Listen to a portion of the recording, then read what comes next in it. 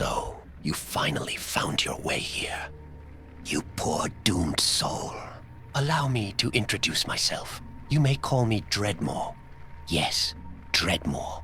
A name whispered by those who know better and screamed by those who learn too late. I am your host, curator, and collector of all things unsettling. The one who lingers between the worlds of the known and the unspoken. I have spent, well, longer than you'd be comfortable knowing, gathering the most chilling, most unforgettable true horror stories ever whispered through trembling lips. And lucky you, tonight I'm going to share them. But I won't be doing it alone. Oh no, because every harrowing tale needs a voice. That's where the narrator comes in. You'll hear him soon enough. He's the one doing the hard work, reading these cursed recollections. Think of him as my lesser mortal counterpart, a servant to the shadows, a teller of tales, a voice for the voiceless. And his name? Oh, yes, Chris. Chris? Really? That's it, Chris? That's what we're going with? Fine. I suppose not everyone can have a name dripping in dread and menace. Some of us get to be Dreadmore. Some of us just get to be Chris. But I digress. Tonight marks the beginning of Season 2 of Past the Pumpkin's Glow. Ah, yes, another season of real horror. Not the kind you find in books or on screens. The kind that sticks with you long after the story ends. Now, before we start, let me make a little deal with you. If you enjoy tonight's descent into the dark, be sure to like this video, subscribe to the channel, and leave a comment telling me which story left you looking over your shoulder. Trust me, I'll be watching. We've got body bags in back seats, whispering libraries, and a warehouse that forgot its workers were dead. But before we step too far into the dark, a warning to the wary. Our second story tonight, It Never Leaves, contains moments that may disturb those sensitive to military trauma or PTSD. If that's something you carry, you may wish to skip that tale, but the others will gladly drag you to your doom. It's time again for Past the Pumpkin's Glow, and welcome back to the dark. Let's unshelve our first fright, because our first story proves that some books don't just speak, they scream. I never thought shelving books could be terrifying, but that was before I started my part-time gig at the city's old public library. The kind with towering wooden shelves and a labyrinth of dimly lit back rooms. I should have listened when my friend Paige joked, "Watch out for the ghost who collects late fees with a pitchfork." We both laughed, but that laughter died the moment I worked my first closing shift. It started off normal. I was manning the circulation desk while Paige helped a straggling patron. At 9:30, we locked the doors, waved goodbye to the last visitor, and then split up to finalize the nightly tasks. The plan was simple. I do the final pass through the reference section on the second floor, while Paige checked the children's wing for stray books. The second floor always felt creepier at night. Maybe it was the old reading tables and half-busted lamps, or the sagging shelves that seemed ready to topple. As I walked along, reshelving some misplaced encyclopedias, I felt that classic horror cliche, like someone was standing right behind me. I spun around, half expecting Paige to jump scare me. Empty aisle, just me, a flickering ceiling light, and the hush of thousands of pages not being read. I let out a shaky breath. "Chill," I told myself. "You're scaring yourself." But then I heard a muffled shuffle, like a footstep dragged across the floor. My pulse ticked up. I turned again, scanning the long corridor. No one was there, but I couldn't shake the impression that I wasn't alone. I sped through the rest of my tasks, tucking a few musty tomes back into place. The sooner I finished, the sooner we could lock up for good. As I rounded the corner to the main staircase, I spotted a movement by the far end. It was a person, tall, lanky, and standing way too still, partially hidden behind a bookcase. My heart lurched. "Hello?" I tried to sound authoritative, but my voice wavered. The library's closed. Can I help you find something? Slowly the figure stepped forward, letting the overhead light reveal a silhouette. It wore what looked like a shabby overcoat, but the face was off. Pale skin stretched too tight over its skull. The eyes were weirdly reflective, catching the light like an animal's. I fumbled for my walkie-talkie to call Paige, but my hand shook. The figure took a shuddery breath. I heard a soft, ragged hiss like it was trying to form words but couldn't quite make them. Then it dropped to all fours and scuttled behind the next shelf with unnerving speed. I bit back a shriek. This was no random homeless person or locked-in patron. This was something else entirely. I practically sprinted for the staircase, books clattering from my cart as I knocked into it. My footsteps thundered against the wooden steps, echoing my own pounding heartbeat. At the bottom, I nearly slammed into Paige. "What's wrong? You look like you found a severed head up there," she joked, trying to ease my panic. But one look at my face and a grin faltered. I gasped. "We need to leave now." She started to protest, something about the alarm system, and I grabbed her arm. "Fine, 5 minutes, then we're done." We hurried to the front desk to shut off the lights. Through the corner of my eye, I saw a shape moving behind the tinted glass doors leading to the children's wing. My stomach twisted. Paige forced a laugh. Maybe we have a secret library cat, rummaging for catnip? I wished it was that. We approached the children's section with caution. The corridor lights dim. I didn't want to go, but I flicked the light switch, but the overhead sputtered and died. Paige clicked her flashlight on, a weak beam stabbing the darkness. Our reflection in the glass double doors shimmered. That's when something pressed against the door from the other side. Long, bony fingers split against the glass. Paige and I both yelped, stumbling back. The thing's face emerged, pressing so close I could see shallow hollows where normal eyes should be. Its grin showed a row of jagged teeth. My throat seized. Paige squeaked. "Nope, definitely not a cat," any last-ditched attempt at humor. It slid away, leaving greasy smears on the glass. We fled down the main hallway. The entire library felt alive with this movement. Swishes of air, skittering sounds overhead, the faint hiss of whatever prowled among the shelves. At one point, the overhead speaker system crackled with static. Just that single, horrible hiss we'd heard earlier. Each step we took seemed to thunder like an invitation for the creature to follow. Finally, we reached the staff exit near the loading dock. Breathless and trembling, I fumbled with the keys, cursing as I slipped away from my sweaty fingers. Paige kept checking over her shoulder, shining the flashlight into shadows. For a split second, I caught a glimpse of a twisted figure lurking by the break room, half illuminated by the flicker of an emergency light. It let out a wet, choking sound, like suppressed laughter. At last, the door swung open. We burst into the cool night air, slamming it shut behind us. I jammed the key into the lock, twisting it until I felt the mechanism click. We didn't dare re-enter. Instead, we stumbled to our cars. Adrenaline burning in our veins, I grabbed Paige's hand, and we shared a look that said everything. What the hell was that thing? The next morning, the library director texted me, wanting to know why lights and computers had been left on. I mumbled some half-truth about an intruder and not having time to shut down properly. I still can't bring myself to step inside after dark again. Now whenever I drive past those silent, unlit windows, I wonder if that thing still crawls among the stories and reading desks, hunched in corners, waiting. Maybe it's always been there, feeding off the silence and gloom. All I know is that some books deserve to remain closed, and some places, like that old library after hours, harbor shadows too dreadful to fully comprehend. And if you ever work a closing shift there, don't ignore the footsteps behind you. They might be exactly what you fear. Who knew the Dewey Decimal System cataloged the damned? But don't check out yet. Our next tale drags us somewhere even quieter and infinitely louder for one soul who's never really left the battlefield behind. If war leaves ghosts, what happens when they follow you home? Been doing this gig now for almost 2 years. Quiet, nobody bothering me, just me and my thoughts from 11 p.m. to 7 a.m. Last Tuesday started like any other night. I punched in, grabbed my cart, and headed to the east wing where they'd been renovating.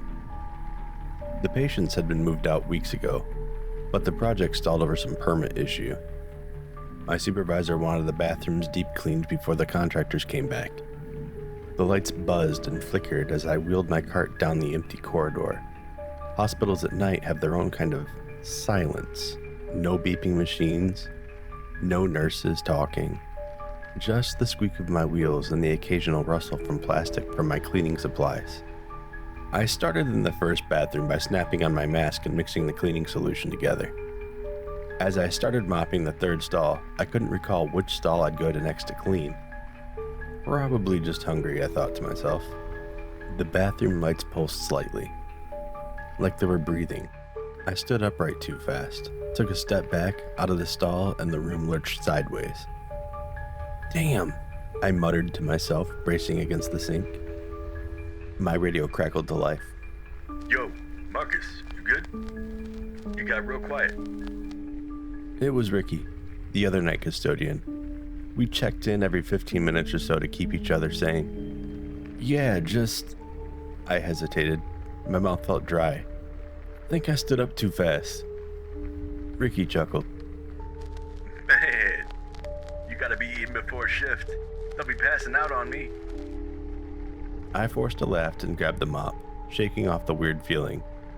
But as I wrung out the dirty water, I heard it. Footsteps in the hallway. Heavy boots on the linoleum. Slow, deliberate. Hey, is someone out there? I called. Silence. I pushed the door open and peeked into the hallway. Empty. But the footsteps hadn't stopped. They were getting closer. Then I saw it. A shadow stretched along the wall. Too tall, too dark. There shouldn't be any shadows out there. Everybody was in the other wing. My breath hitched as it stopped. Its head twisting unnaturally in my direction. I slammed the door shut, gripping the sink. Not real, just lights playing tricks. The fluorescent lights flickered harder, almost strobing.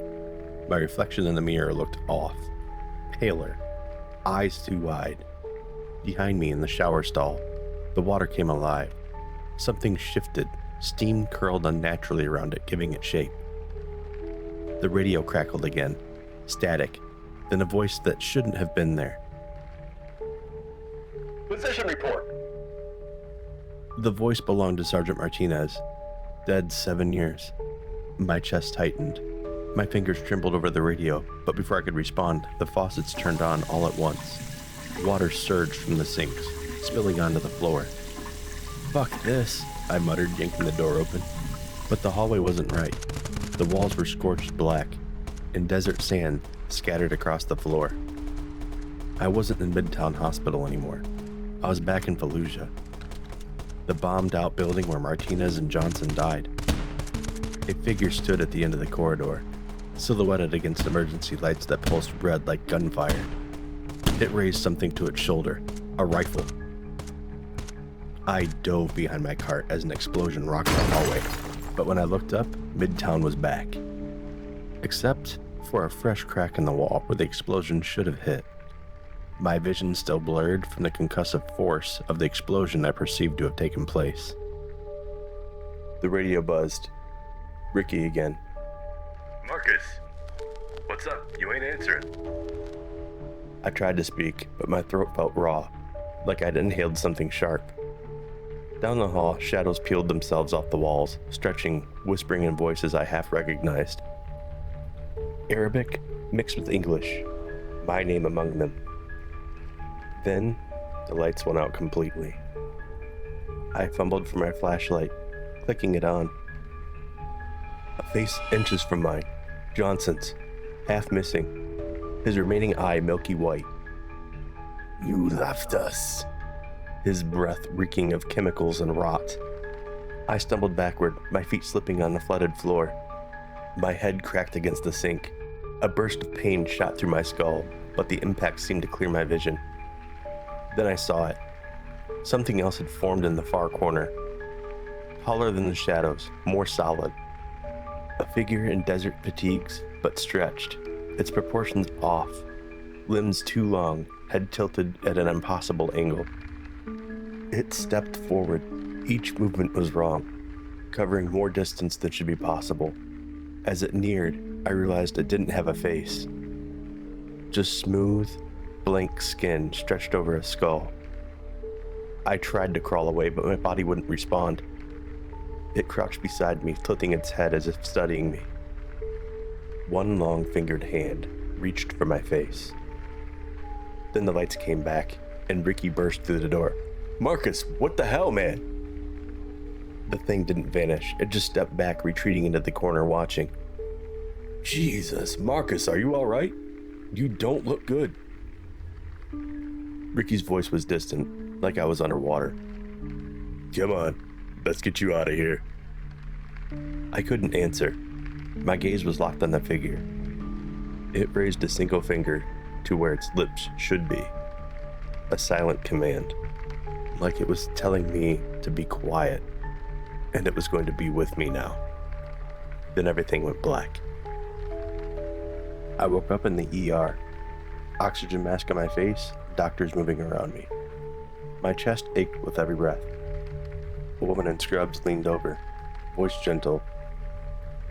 "You mixed ammonia and bleach, Marcus. In a closed space. You were breathing in chloramine vapor. It causes hallucinations, respiratory distress. You're lucky to be alive." It all made sense. The shadows, the voices, Fallujah bleeding into Midtown. My brain, oxygen deprived, firing off ghosts. Just a simple chemical mistake. Except it doesn't explain why I still see it. The faceless figure in the corner of my hospital room, watching. It doesn't explain why it was waiting for me when I got home. Why I see it standing at the foot of my bed every night.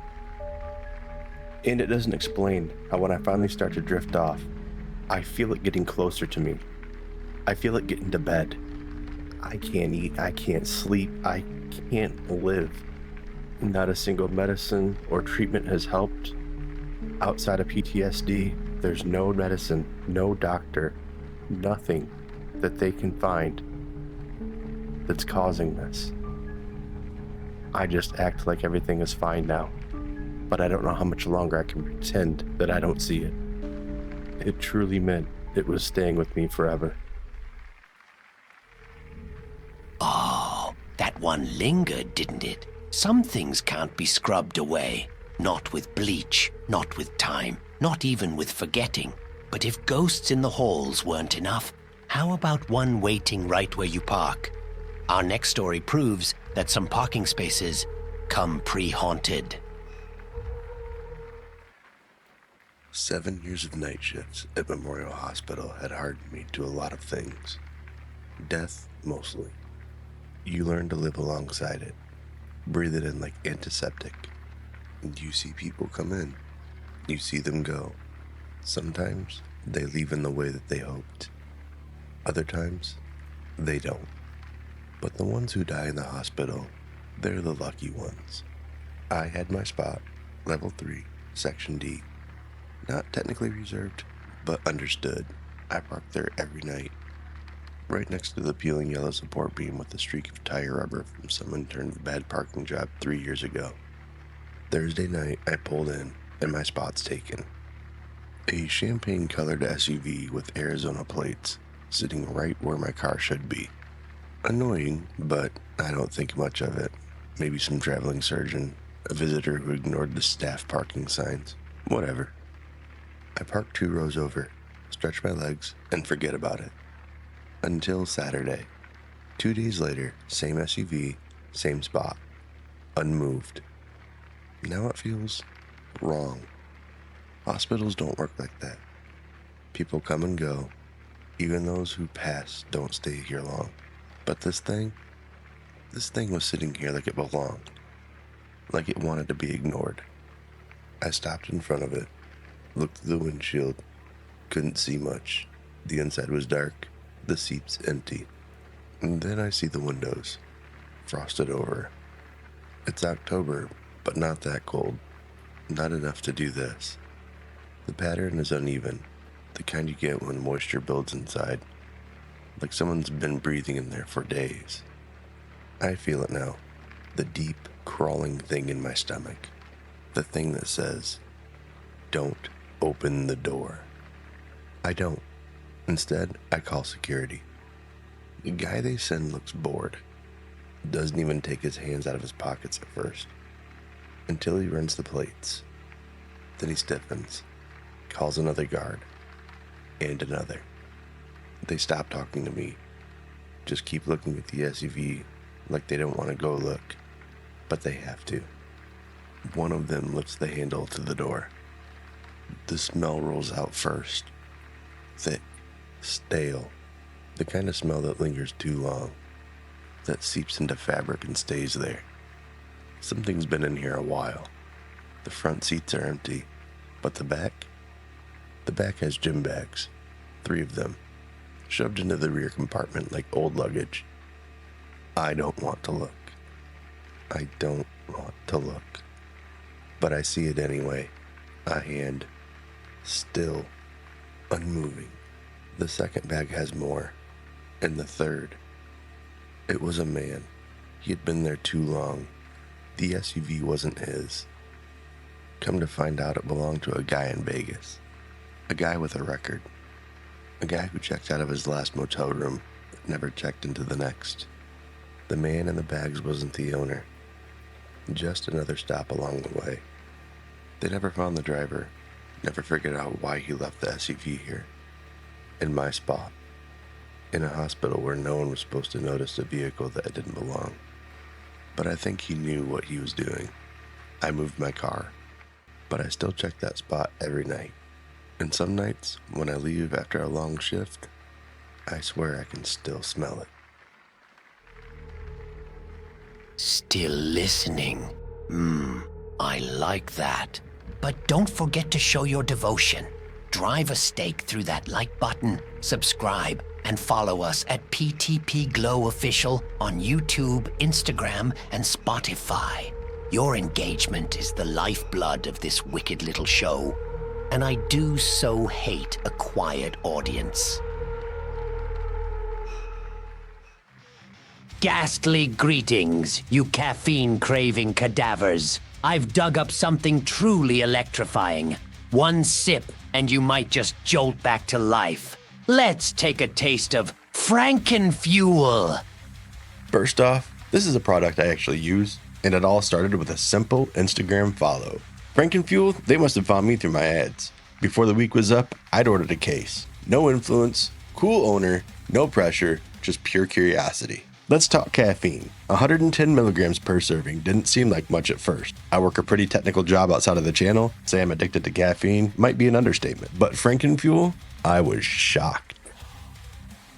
I made it through the entire day on a single can, which almost never happens. Of course, mileage may vary, but for me, that was impressive. Now, sugar-wise, you're looking at 37 grams per can, so it's definitely got some bite. But if you're watching your carbs, there's a zero sugar version that might be worth checking out. And spoiler alert, I already have, and it's just as good. Then there's the taste. There's no official flavor listed, which means it's really up to your own taste buds to decide. And honestly, I couldn't quite pin it down.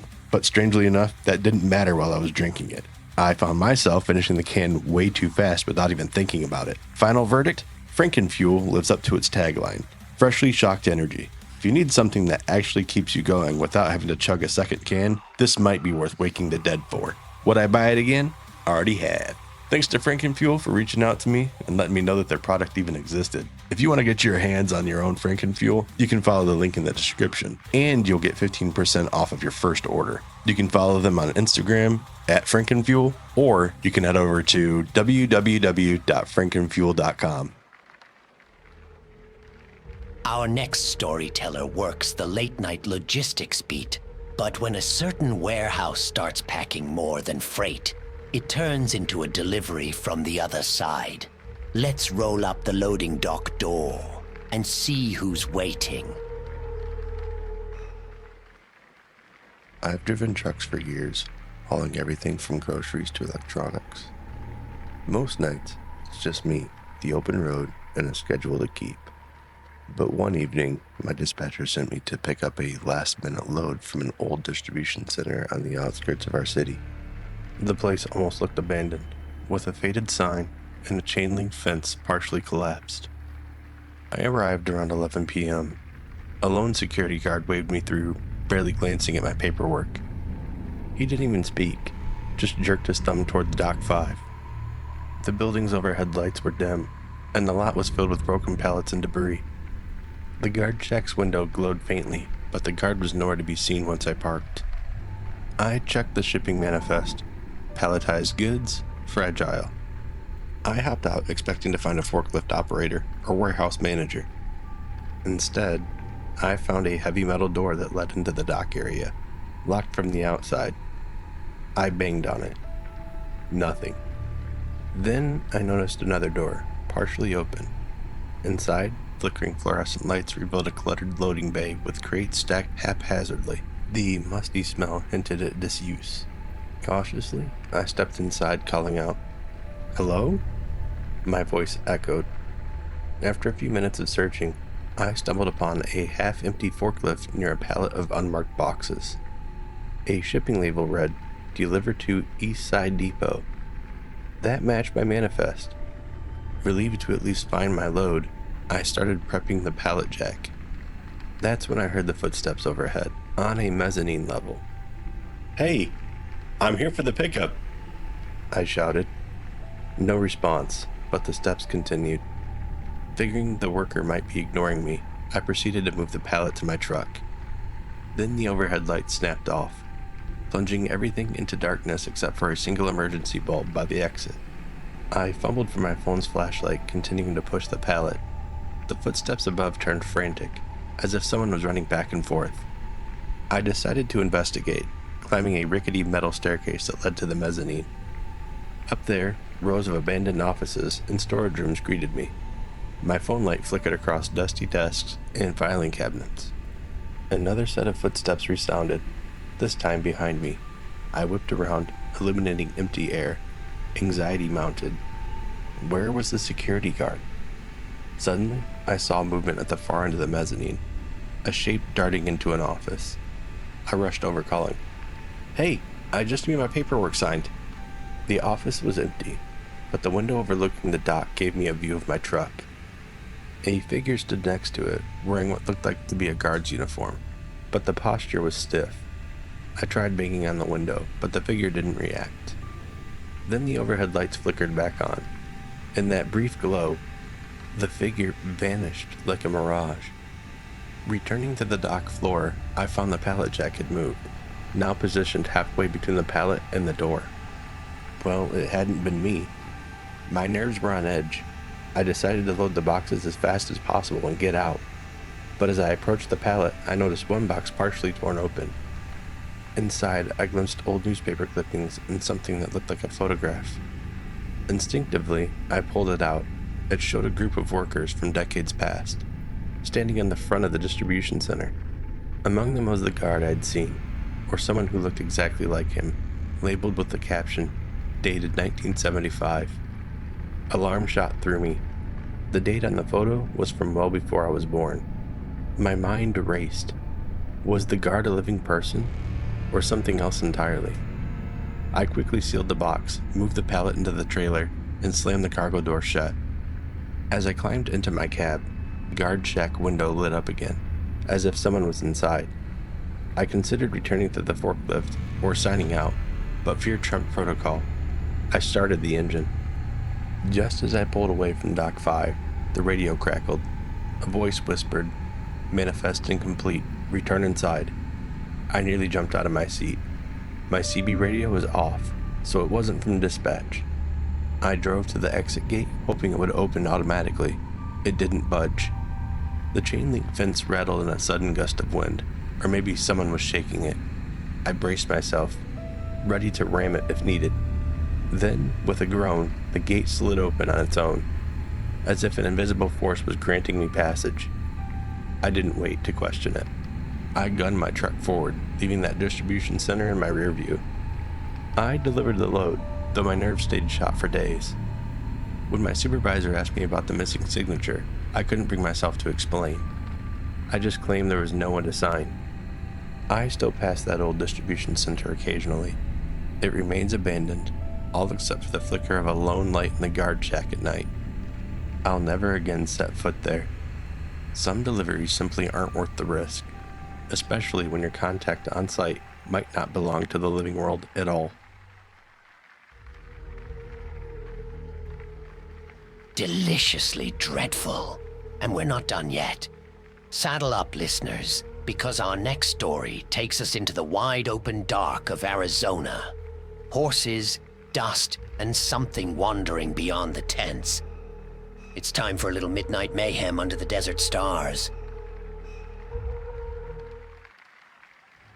I was in Tucson, Arizona, spending my summer at a horse training ranch nestled against the foothills of the Catalina Mountains. Every morning started before dawn, the cool desert air still clinging to the land before the merciless sun took hold. We'd begin feeding the horses, mucking stalls, and then move into training exercises. Learning to read the animal's body language, practicing gentle commands, building trust between human and horse. The days were structured but fulfilling. After our morning sessions, we'd break for lunch in the main ranch house, a weathered adobe structure that stood for generations. Its walls thick enough to keep the worst of the heat at bay. Afternoons were filled with specialized activities. Some practiced barrel racing, others worked on dressage, while I focused on natural horsemanship techniques. But it was the evenings I came to treasure the most. As the blazing Arizona sun dipped below the cigarro-dotted horizon, the ranch transformed. The harsh desert landscape softened in the twilight, and we'd gather around a fire pit, sharing meals cooked over open flames. After dinner came stories, tales of old cowboys, local legends, and the occasional ghost story that seemed to gain power under the vast canopy of stars that only the desert night sky could truly reveal. We slept in canvas tents arranged in a semicircle about 50 yards from the main house. They were simple but comfortable enough. Cots raised off the ground, sleeping bags, and a small battery-powered lantern hanging from the center pole. There was something primal and satisfying about falling asleep to the distant nickering of horses and the occasional howl of a coyote. That night, my fifth at the ranch, had been particularly good. I'd made a breakthrough with a skittish palomino named Dusty, and the sense of accomplishment had followed me through dinner and the evening social events. I crawled into my sleeping bag around 11, muscles pleasantly sore from the day's work, mind already drifting towards dreams of tomorrow's training. I'd say it was probably around midnight when everything changed. I hadn't quite fallen asleep yet, just drifting in that peaceful space between wakefulness and dreams, when my consciousness was pulled sharply back by sounds from outside my tent. At first, I thought it was just the desert wind. It often picked up at night, whistling through the mesquite and creosote. But tonight, there was something else layered beneath the wind's music. Whispers so faint I couldn't make out words, just the unmistakable cadence of human speech. Then came sounds I couldn't rationalize away, medium-sized rocks being tossed against each other, creating a rhythmic clacking that seemed deliberate. Most unsettling of all was the laughter. Not loud or boisterous, but soft. Almost childlike, yet malicious, and that raised the hair on my arms. I lay frozen in my sleeping bag for what felt like hours, but was probably only minutes. The logical part of my brain insisted it was just some of the other ranch guests playing a prank, or up and around. But something deeper, more instinctual, knew better. Finally, irritation overcame fear. I grabbed my flashlight, unzipped my tent with a decisive rip, and stepped out into the moonlit night, ready to tell whoever was out there to knock it off. People were trying to sleep. The words died in my throat. The semicircle of tents stood silent under the 3/4 moon. There was no movement, no signs of anyone being awake. The fire pit held nothing but gray ash. Not even a single ember glowing. The sounds had stopped the moment I emerged from my tent, the silence heavy, bearing down on me. I stood there, flashlight beam cutting uselessly through the empty night, when I heard another tent unzip. Mike, a software engineer from Seattle who'd been assigned the tent next to mine, emerged looking groggy and confused. "What's going on?" he asked, his voice too loud in the stillness. I couldn't find my voice at first. Then I pointed toward the ranch house, my hand trembling visibly in the moonlight. "Did you hear that?" I finally managed. Mike rubbed his eyes. "Hear what?" "The sounds. The laughing." He looked at me strangely, then followed my gaze towards the main house. "What the hell is that?" he whispered. Against the adobe wall of the ranch house, cast by nothing I could identify, moved a shadow. Not the static shadow of a building or cactus, but a fluid, purposeful shape that slid across the pale surface. It was roughly human-shaped, but elongated. Its proportions, well, it looked disfigured. As we watched, frozen in disbelief, it paused, seemed to turn in our direction, though it had no discernible face, and then ran across the wall with a speed that defied explanation. We both saw it. I know because Mike's sharp intake of breath matched my own, and when I glanced at him, his face had gone pale as the moon overhead. This time, the hair raised on the back of my neck. A primal warning system signaling danger beyond my understanding. "That's not..." Mike started, but couldn't finish the thought. The whistling started again, louder now, coming from everywhere and nowhere at once. The whispering voices returned too, and I could almost make out the words. Something about riders and beneath, but never quite clear enough to be certain. Mike and I backed towards our tents, neither willing to turn away from the ranch house wall where the shadow had been. As we retreated, the laughter came again. No longer childlike, but deeper, resonant, and unmistakably adult. A laughter filled with dark knowledge and darker intent. We spent the rest of the endless night sitting back to back between our tents, flashlights gripped in white-knuckled hands, speaking only in whispers as the desert around us came alive with sounds that shouldn't exist. Neither of us saw the shadow again, but we didn't need to. The memory of its unnatural movement was etched into our minds. Bathing the ranch in golden light, everything looked normal. Too normal. The other guests emerged from their tents, refreshed and oblivious, commenting on how peacefully they'd slept. When Mike and I tried to explain what we'd witnessed, we were met with skeptical looks and suggestions that perhaps the desert heat had gotten to us. But I know what I saw. I know what I heard. In the remaining days at the Tucson ranch, I never again slept soundly through the night, always waiting, listening to the whispers and the sound of stones being moved by hands that might not be human at all. Still breathing? Good, because we've got one more tale to tell, and it's a roadside pit stop you won't want to make. RV parks, locked doors, and a long-haul creep who doesn't knock. Welcome to the man in spot number 46. Check in, but don't expect to check out. The man in spot number 46. I used to work as a maintenance guy at an RV park in Michigan, just outside of Crystal Lake. It wasn't anything special, just a place off the highway where people parked for a few nights on their way to somewhere better. But in the summer, it was bustling, mostly for people wanting to hang out during the 4th of July. We had a mix of retirees, travelers, and a few long-term drifters who paid in cash and never gave us last names. That was normal. But there was one guy who stuck with me. Spot number 46. He pulled in late one evening, just before my shift ended. His RV was old. You know, one of those 70s models with the ugly brown and orange stripes down the side. The engine wheezed as it backed in, and the whole thing rocked like something heavy was shifting inside. I figured it was just overloaded. Maybe with old junk or extra fuel tanks, something. People do weird things when they live on the road. And the guy himself, mid-50s, tall, skinny, with sun-leathered skin. He wore a trucker hat low over his eyes and barely spoke when I came by to check his hookups.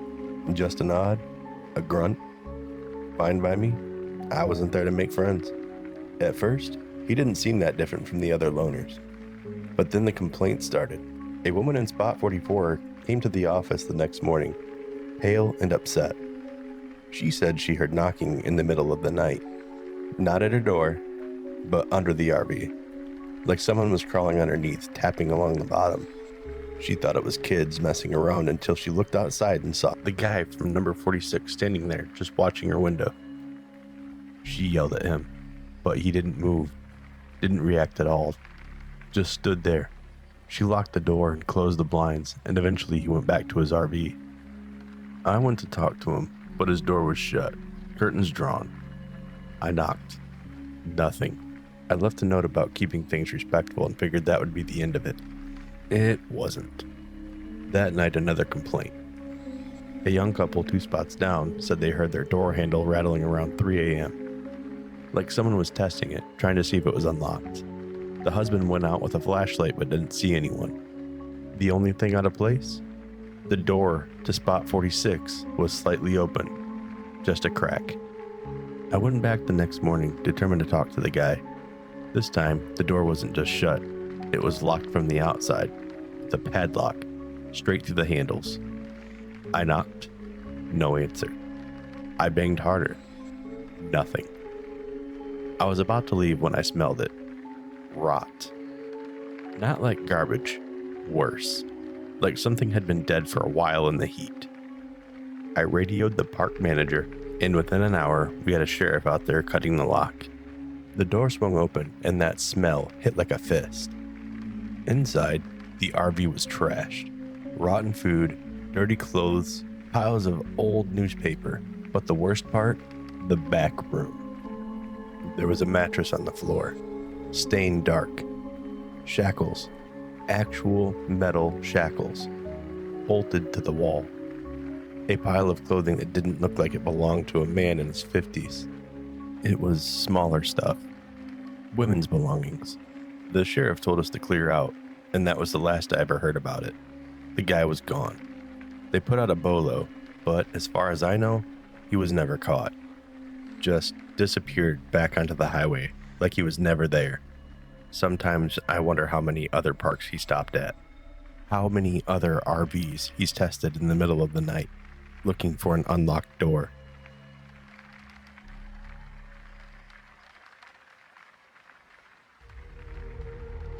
And with that, dear listeners, another night of horrors comes to a close. But do nightmares ever really end? Or do they simply wait, silent and slithering, behind the next door you dare to open? If you enjoyed tonight's descent into darkness, give us a sign, like subscribe, and leave a comment telling me which tale grabbed you hardest. I feed on your feedback, you know. And if you've got your own terror to tell, drop us a message on Instagram at PTPGlowOfficial. We might just share your screams next time. Until then, sleep well, if you can.